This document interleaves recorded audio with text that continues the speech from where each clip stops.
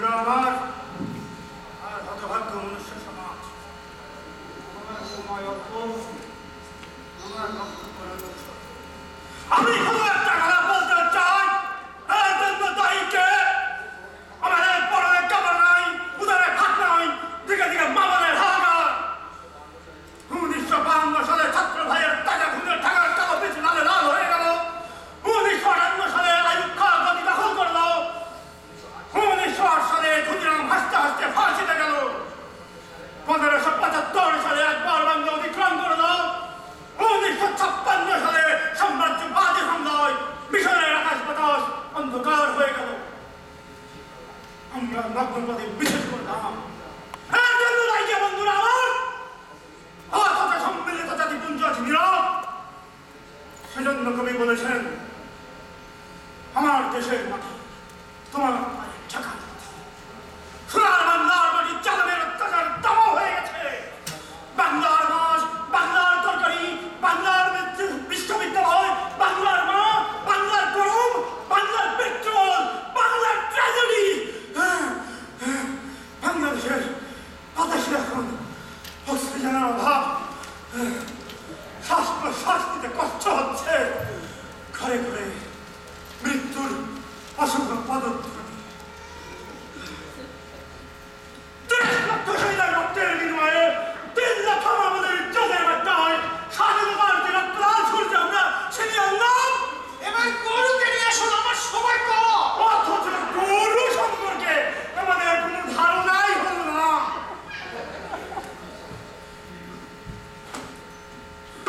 আগে দুঃখ আমার মাথার চুল ছিঁড়তে ইচ্ছে করছে। আজ পর্যন্ত গরুকে নিয়ে একটা উপন্যাস, একটা নাটক দেখা হলো না। কি করে আমাদের বিবেকহীন বুর্জোয়া লেখকেরা বাল্মীকির গীতা, হুমায়ুনের নাটক, রবীন্দ্রনাথের গৃহদাহ, কালিদাসের মহাভারত কোথায় গরু নাই? এমনকি বাংলা ব্যাকরণে গরু হচ্ছে প্রধান চরিত্র। গরু ঘাস খায়, কর্তৃকালকে গরুর বিভক্তি নাই, সমাস নাই। সেজন্য বিদ্রোহী কবি কাজী নজরুল ইসলাম কাঁদতে কাঁদতে বলেছেন, সকালে উঠিয়া আমি মনে মনে বলি, সারাদিন আমি যেন ভালো হয়েছে। আদেশ করেন যাহা মোর গুরুজনে, আমি যেন সেই কাজ করি ভালো মনে। বন্ধুরা আমার, এখানে গুরুজন মানে কবি গরুজনকে ইঙ্গিত করেছেন। শ্রেণীহীন সমাজের একমাত্র সিম্বল গরু, আমাদের বিদ্রোহী কণ্ঠস্বর।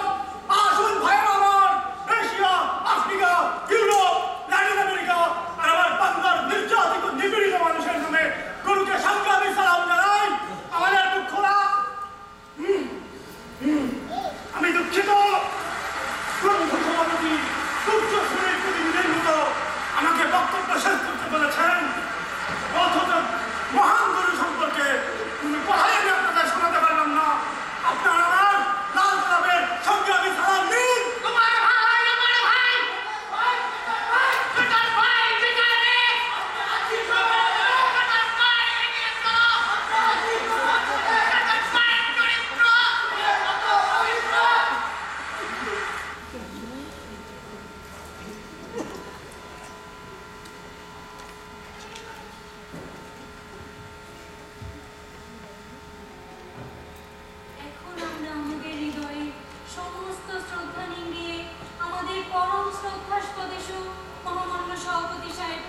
তার মহামূল্যবান দু একটি উপদেশ দানের জন্য আকুল আহ্বান জানাচ্ছি। জনদরদী মহান নেতা জনাব আফলাতুন আলী হাক্কানী।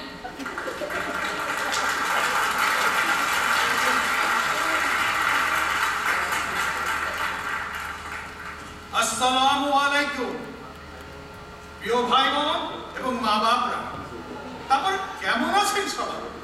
ভালো তো, খুব ভালো কথা। কিন্তু আমার তো সময় নাই, আরো দুটো মিটিং এ অ্যাটেন্ড করতে হবে।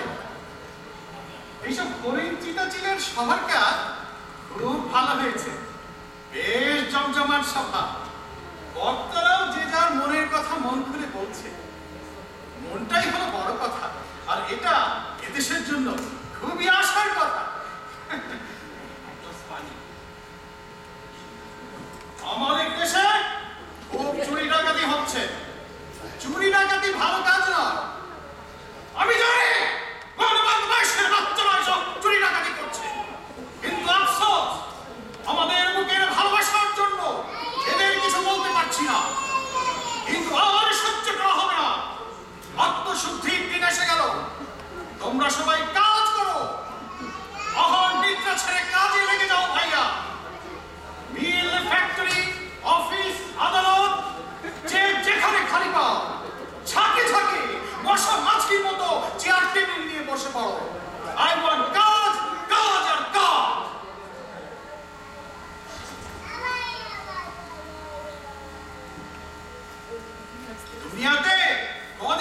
ভাইয়া, এই আছি এই নাই, সবই তো তাসের খেলা রে ব্রাদার সিস্টার।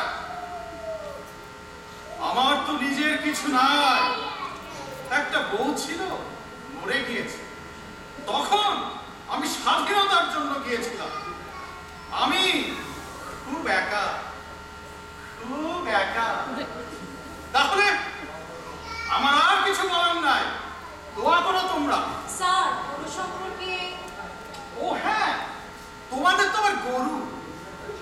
গরু হলো একটা জানোয়ার, আর আমরা হলাম মানুষ। আল্লাহর ইচ্ছা, গরু সম্পর্কে কি আর বলবো। ছেলেবেলায় স্কুলে গরুর রচনা করেছি, সব কথা এখন আর মনে নাই। গরুর শিঙে চিরুনি হয়, গরুর চামড়াতে জুতো হয়, ঢোল হয়। গরুর দুধ খুব সাদা, একেবারে লম্পতের কাপড়ের মতো। গরুর দুধ খেতে হবে, ওসব কাপড় টাপড় পরে কোনো দরকার নেই। আগে স্বাস্থ্য, তারপরে কাপড়। আজ আমি শেষ কথা বলে চলে যেতে চাই। ঘরে ঘরে গরুর চাষ করো, প্রত্যেক ঘরে গরু চাই। এভরিথিং গরু, এভরি ম্যান, এভরি ওম্যান। খোদা হাফেজ। স্যার। ওহো, বুঝেছি বুঝেছি। সেক্রেটারি, তুমি খুব চালাক মেয়ে। আজ আমি একটা ঘোষণা দিতে চাই। আমি এই দেশকে খুব ভালোবাসি, ভালোবাসি এই দেশের ভূখানাঙ্গা মানুষকে। এই হরিণ তরিণকে আমি খুব ভালোবাসি। এদের মধ্যে একটা আদর্শ আছে। আমার একটা গাই গরু আছে, সেই গাইটাকে আমি আজ এদের হাতে তুলে দিলাম, উপহার দিলাম। দিনে 100 দুধ। জিন্দাবাদ, জিন্দাবাদ, জিন্দাবাদ, জিন্দাবাদ। কিন্তু একটা কন্ডিশন, এই গরুর প্রত্যেক দিনে 100 দুধ থেকে ছানা ফেটে খাঁটি রসগোল্লার ব্যবসা করতে হবে। জাতির কলঙ্ক মোচন করতে হবে। স্বাধীনতা পাওয়া সহজ, কিন্তু রক্ষা করা কঠিন। তোমরা ব্যবসা করে ইন্টারন্যাশনাল ফিল্ডে জানিয়ে দাও তোমরাও একটা উন্নত জাতি। মধ্যপ্রাচ্যের মতো আমাদের তেলের ভান্ডার না থাক, আমাদের ঘরে ঘরে বেশুমার গরু আছে, রসগোল্লা আছে।